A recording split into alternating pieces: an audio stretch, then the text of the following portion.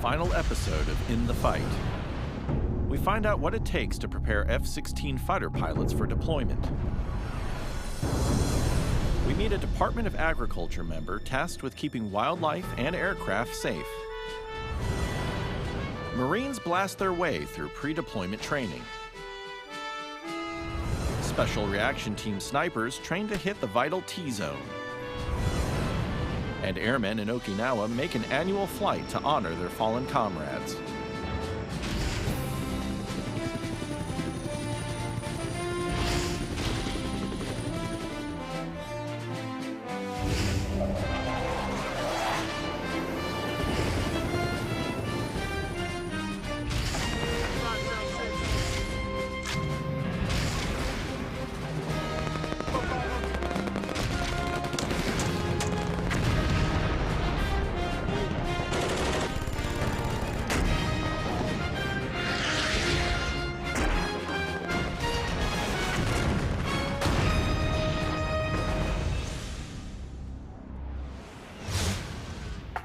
Flying a fighter jet takes a great deal of experience, technical training, and physical acuity. Air Force Master Sergeant Michael Jackson takes us to Luke Air Force Base, where F-16 instructor pilots explain the training and mindset that are involved in preparing for combat missions in a deployed environment. Those guys have to understand that their job, by default, is to win. That's it. There's no second place when you go to war with people, right? There's no second place when you merge with an adversary aircraft. It's him or you. So by default, you win. And if you can't win, then this isn't the job for you. Every time you take off, you have to be perfect. You know that every time you drop a bomb, the guys on the ground are counting on you. Our guys are getting shot up. We need those buildings dropped now. It's a stressful job, but it's stressful to the point that it maximizes your performance when you're airborne. And you get that from the first day of pilot training all the way to hopefully the last sortie that you ever fly in a fighter. We have a lot of students that go downrange.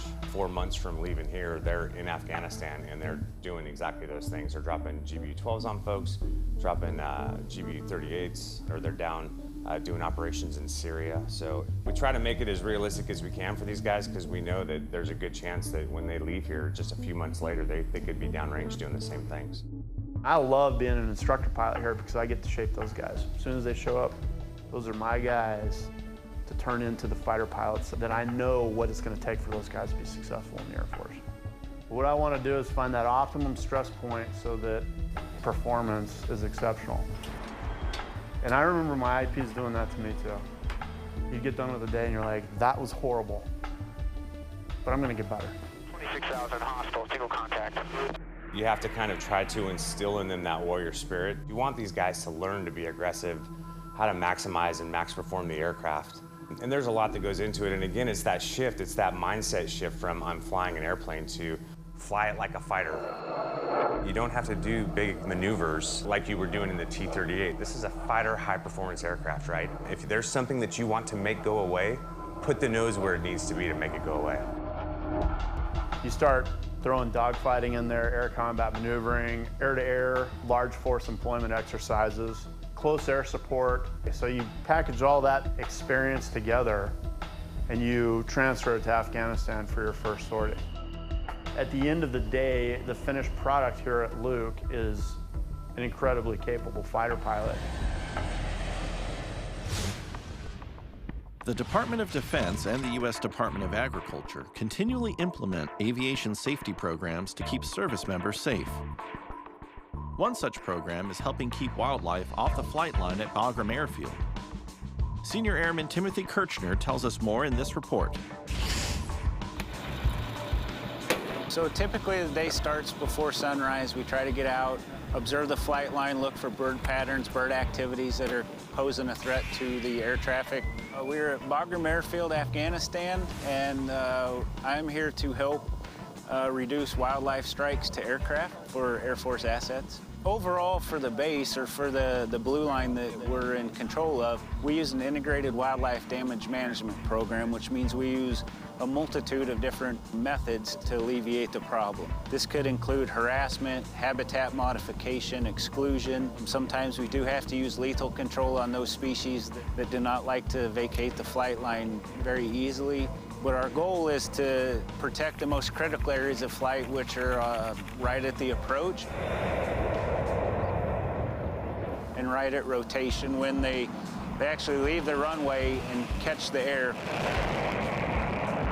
And so those are the areas we try to focus on for our efforts on wildlife damage management here at the airfield. We have jackals, Cape hares, we have jungle cats, we have domestic dogs, feral dogs that get on the airfield. There's also domestic cats as well. There's a variety of wildlife here that are a concern for the aviation program or aviation safety. What's surprising to me is the number of different species that migrate through here that are in this locale for a semi-desert environment. I believe we've sent the Smithsonian's upwards of 70 different species from the airfield over the years. I just have a great, deep appreciation for the military and the folks that are over here. I know how hard it is for them. And so this is my little way to give back and hopefully make it a safer place so we all get to go home. When dealing with on-base emergencies, it's the job of first responders to assess and take action on the situation as soon as possible. U.S. Forces Afghanistan correspondent Jet Fabara takes us to Bagram Airfield, where multiple first responder teams are interacting together in a base-wide exercise. Bagram first responders collaborated in a first-ever two-day joint training exercise as part of a First Responder Operational Working Group initiative, also known as FROG. We established a First Responder Working Group, or FROG as we affectionately call it, a few weeks ago. And the focus is really trying to find out where the gaps are in SOP and real-world response. So we're getting together, laying over our tactics, techniques, and practices with each other, and identifying solutions where policy and contracts with DoD contractors, there are current gaps, and we're trying to identify solutions how to best keep people safe and preserve the environment and property here at BAF. So the last 2 nights we've conducted full-scale joint training exercises with all of the first response agencies here on BAF, EMS, Fire, Provost Marshal's Office, and EOD. During the exercise, teams from multiple disciplines were all evaluated on how they responded to a scenario involving an indirect fire attack. I think exercises like this are extremely important for first responders to be able to understand each other's limitations as well as capabilities. It really only helps us better serve the Bagram population, and I think these exercises could also be applied stateside. You train like you would work, and that way you don't get complacent, and when you get complacent, mistakes happen. So this is to prevent those mistakes when emergencies do arise. The exercise culminated with a group briefing on lessons learned. Jet Fabara, Bagram Airfield, Afghanistan. Hi, I'm B1 Gonzalez from Naval Mobile Construction Battalion 3. Just want to give a shout out to my wife Luisa and my son Antonio over in California. I love you, babe. I'll be home soon. I'm Hospital Corpsman 2nd Class Jaskaroo from San Diego, California, currently deployed to the Middle East with Special Purpose Marine Air Ground Task Force, Crisis Response Central Command. Just wanted to say hi to my family and friends. Love you and miss you. See you when I get back. Hi, I'm Lance Corporal Rios Moreno from Naples, Florida. I'm with 3rd Law Enforcement Battalion. I'd like to give a shout out to everybody back home, to my family and friends, and to Golden Gate High School. Coming up, Marines blast their way through pre-deployment training, and Army snipers train to hit the vital T-zone. Check out DVIDSHub.net for the latest accurate and reliable information as In the Fight continues. Ludmila Pavlichenko, the deadliest female sniper in history, had how many confirmed kills? The answer when we return.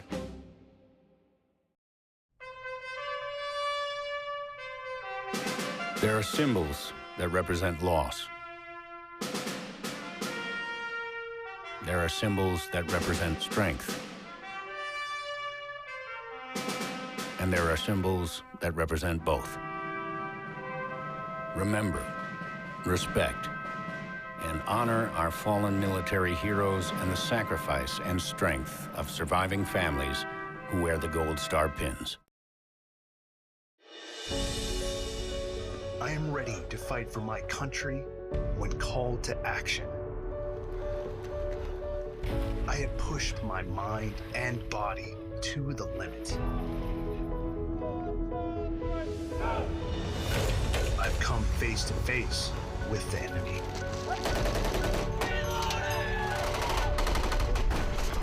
Spilled blood with my brothers and sisters.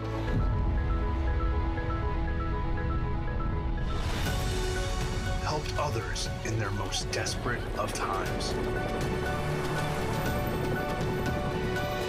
I am prepared to make the ultimate sacrifice. Want to see the world through my eyes?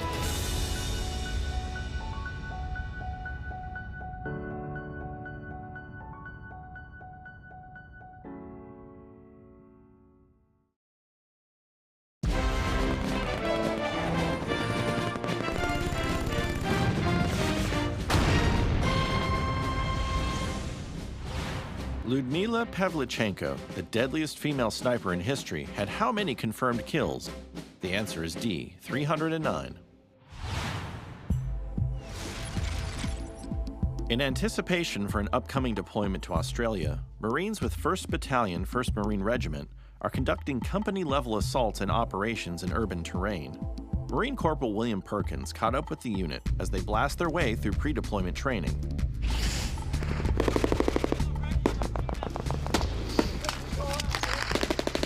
As everybody knows, with Marine Corps' ethos, we train like we fight. Live fire, that is what infantry battalions do, locate, close with, and destroy. They need the confidence builder of coming out here, doing that live fire, working up from platoon, company level, integrating our mech assets, our indirect fire systems.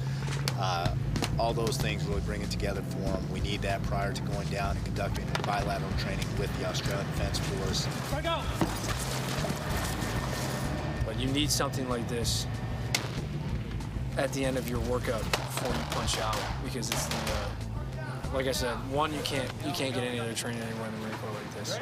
I mean, the type of ranges and things that we're doing with combined arms, you can't do on Camp Pendleton, you can't do in Hawaii, you can't do in Camp Lejeune. Like, this is it, and this is when you put it all together and confirm a live fire. So yeah, I think it's critical that a unit does do a package like this, and I think this is something that should follow on for the remainder of the battalions that are going to MRF DX. It's pretty critical that you can bring a unit out here and utilize combined arms and do training and attacks and operations up to the company level that you just can't do elsewhere. You can't integrate tanks like this in 360-degree live fire in places like Hawaii and even on Camp Pendleton for that matter. So, and even though we're going on the UDP, where you go is kind of irrelevant. You got to be ready. You got to be ready to go into combat. You got to be ready to go to battle, and this sets you up for success. In volatile hostage situations, highly trained snipers are often relied upon to provide a precise and immediate response when necessary. Army Sergeant Ricky Perez takes us to South Korea, where Special Reaction Team snipers are training to hit the vital T-zone. When faced with serious life-threatening hostage situations, a quick and swift response could be the difference maker. 142nd Military Police Company always keeps their skills sharp to be ready in a pinch. We're part of the Special Reaction Team. It's basically the SWAT team for the military police, the SWAT equivalent of civilian world. And the sniper team, or the marksman observers, are serving as counter sniper, and also we work as hostage situations. SRT continues to train to find the best way possible to neutralize a dangerous situation before it escalates. We're always training to hit the T-zone, and the T-zone on a human being will be from here to here, and from here to here, and that makes a T. If you hit somebody in the T-zone, it stops all muscle movement and reaction.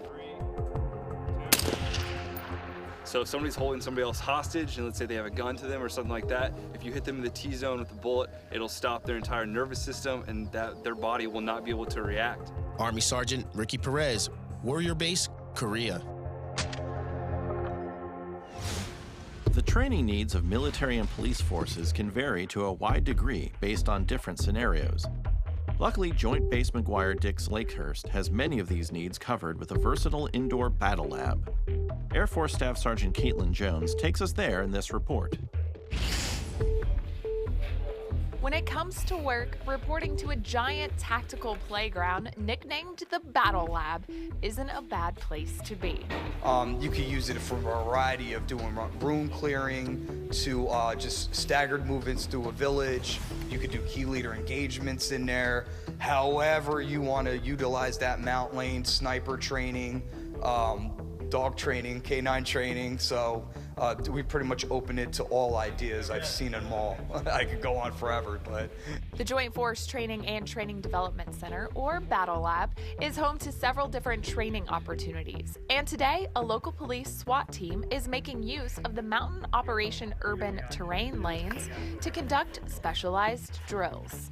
We're finding that with police departments, we're moving into more of an urban type of operation where we have to go in and clear residential areas. But with that being said, you can't really set up a residential area clear in the township of Willingboro without the residents going nuts and saying, why are you doing this? So we can come here, train at this facility. So it's quick, it's focused, and we can direct our training to specifically what we need to do. The Battle Lab is ran by the New Jersey National Guard. However, the facility is open to all military services and civilian and federal agencies. Other units think, oh, well, they're Army, we can't go there to go train. They can.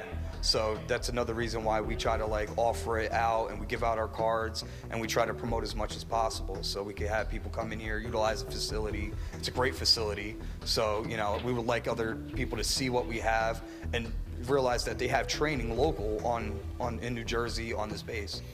So reporting to the Battle Lab isn't your run-of-the-mill PowerPoint brief, but a unique experience to practice like you play.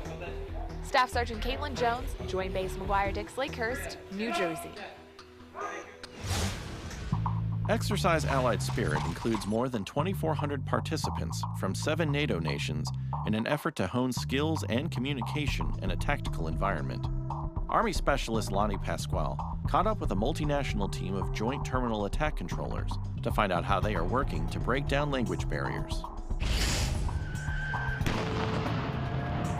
The job of the Joint Terminal Attack Controller is to coordinate air and ground assets to hit an enemy target. But how do you call for artillery support in another language? The most difficult part here is the language barrier. Well, we all speak pretty much good English, but there's still some barriers in the language because of that. It's kind of a tricky thing anyways, because it's a ground guy talking to a pilot in the air. So there's certain words that we're trying to get them to pick up on. The need for fluid communication brings forces from 7 NATO nations together at the Hohenfels training area in Germany. The Slovenian and Italian JTACs are among 2,400 troops taking part in Exercise Allied Spirit 4. We always look forward to exercises like this because it improves us. It's not just the control of the airplane or the air assets, it's more of integration of artillery and all that stuff, so it's good for our job. You guys they all kind of do a little bit different. They're learning some of our ways, and we're picking up some of their stuff. This beneficial exchange is the product of multinational training and solidifies common goals. What's gained is more than procedure, it's rapport. It's good. We share experiences, and that's an important part. For the 69th Public Affairs Detachment, I'm Specialist Lonnie Pasquale. Hello, I'm U.S. Navy Corpsman 2nd Class Max Eberbach from Jacksonville, Florida. I'm currently deployed to the Middle East with Special Purpose Marine Air Ground Task Force Crisis Response Central Command. I'd like to give a big shout out to my friends and family back home and to everyone in the 904. This is Captain Ryan Kim with NMCB 3. I'm from Ridgeland, Mississippi. And I'd like to give a big shout out to my fiance V, mom and dad, Misuk and Daniel, as well as my sisters, Rebecca and Hannah.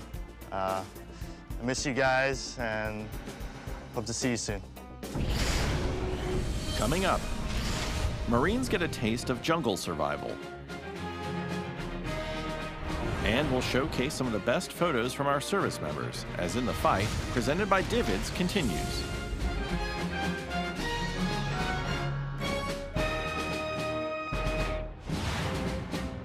What percentage of the Earth's water is fresh water? The answer when we return. I want to give a shout out to my family and friends. I want to send a shout out to my husband, to my parents, my family back home. I'd like to give a shout out to my girlfriend. To my family and friends in Lansing, Michigan. To my family out in Tucson, Arizona. To my beautiful wife and children in Des Moines, Iowa. To everybody in Texas. In York, Pennsylvania. Colorado Springs, Colorado. Chicago, Illinois. Harrisonburg, Virginia. Orlando, Florida. Oceanside, California. And Fort Leonard Wood, Missouri. I love you guys. I miss you. And I hope I'll see you soon.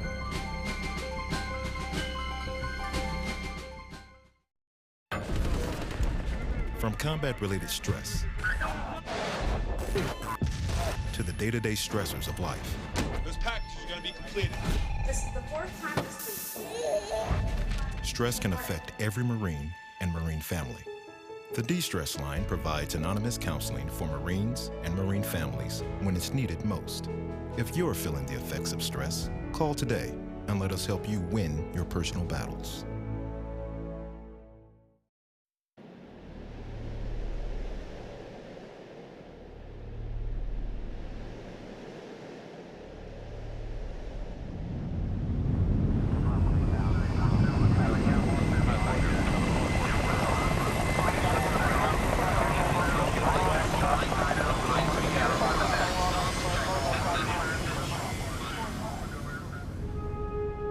America's Navy, a global force for good.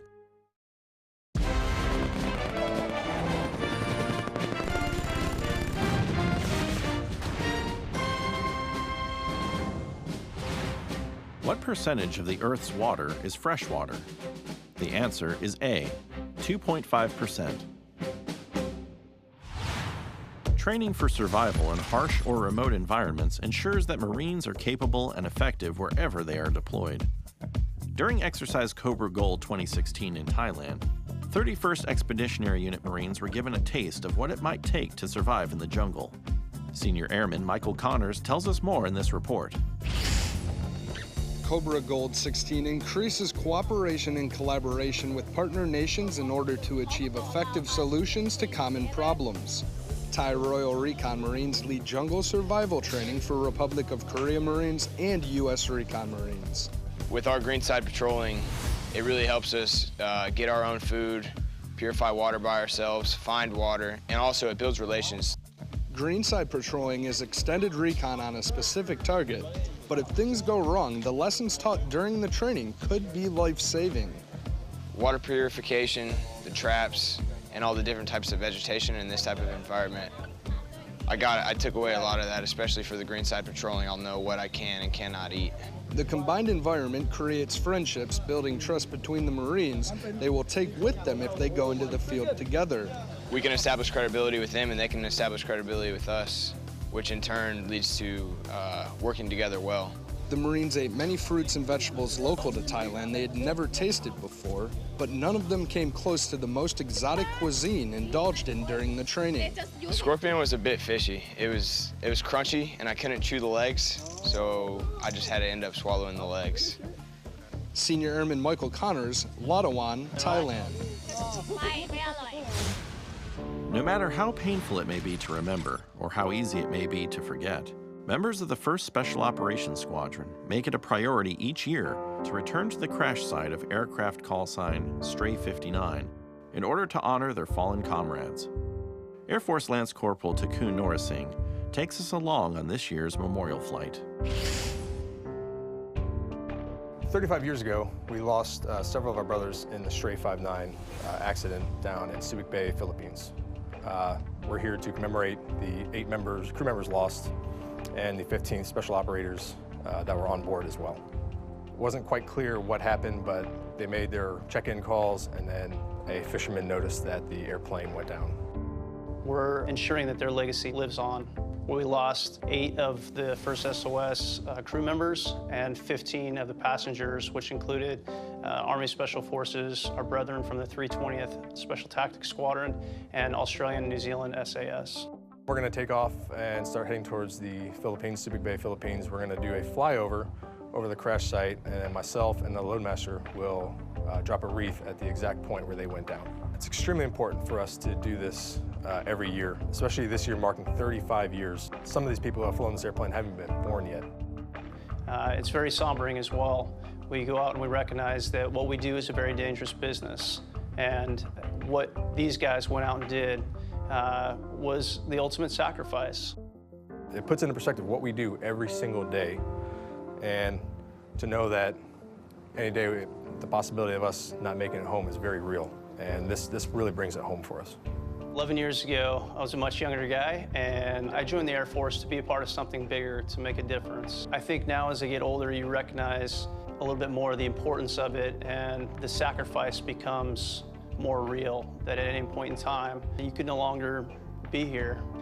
Looking back, I may have come in for a different reason, but standing here now, it's good to be a part of history, to be a part of those that came before you, and to see the world and make a difference and protect the country is the main reason why I joined. DVIDS is a 24/7 operation that provides a timely, accurate, and reliable connection between the media and the military serving worldwide. Through a network of over 200 portable satellite transmitters around the globe and a distribution hub in Atlanta, Georgia, DVIDS gives you access to the front lines with live and archived broadcast video, still imagery, and print products. Visit our website at DVIDSHub.net and search through our enormous video and photo library. Register on our website to gain complete access to high-definition content, along with breaking news alerts and webcasts from top military officials. For questions or comments about In the Fight or DVIDS, you can email us at ondemand@DVIDSHub.net or follow us on Twitter and Facebook. As we close, we feature some of the best photos that DVIDS has to offer as we listen to Eddie Horst's composition, Pangea. See you next time, In the Fight.